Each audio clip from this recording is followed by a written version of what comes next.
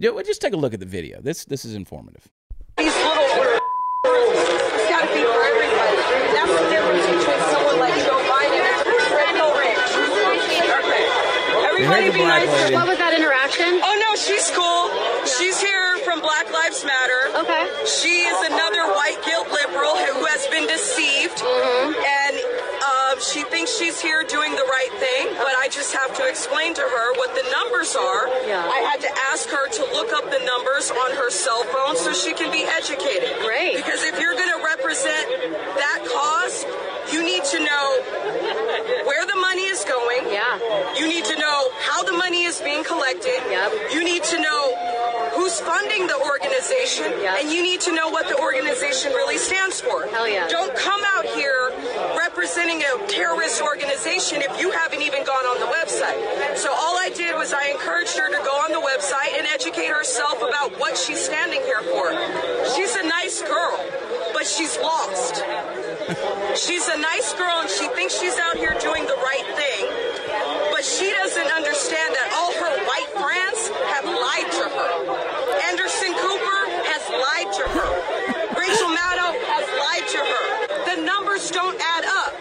When 3% of the population is committing 50% of the crime, the numbers don't add up. When 7% of the population is committing 33% of the abortions, the numbers don't add up. So until you look at that, shut the up before you take a side. And once you look at the numbers, then you can take a side. Is Trump a saint? No. Trump is not a saint. And we don't like his personality all the time. We don't want him to be our boss, but do we want him to be our dad? Yeah.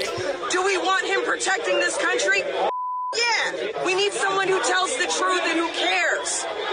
What did we have with Barack Obama? All we had was, oh, yeah, I like it. That's all we had. All we had was goofy smiles and bull fed to us in a pleasing, calming. I love her. Wow. And that's the fact. I mean, I love her. Straight to the point, to the truth. And that's what it's going to take is people going out with the willingness and the knowledge to educate other folks. I think I was telling, you weren't here last week. I was telling a story about we were at the cigar shop. I was talking to a black gentleman there in the cigar shop, which when you go over to Paladin Cigars, it's pretty solid mix of races in there. Everybody's hanging out and talking and chatting it up and having a good time, smoking a cigar, drinking a beer, whatever.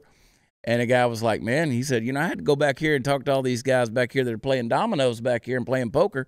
He said, and show them, like, first of all, BLM, I had to tell them where it came from, where the money's going. And he wasn't a conservative by any stretch of the means or imagination. But he said, I had to go back here and educate them. They told me BLM. He said, I had to go back here and talk to them. Black guy to black guy about what it is that they're supporting. And it ain't doing anything for the black community. So I love it when somebody's straightforward like that.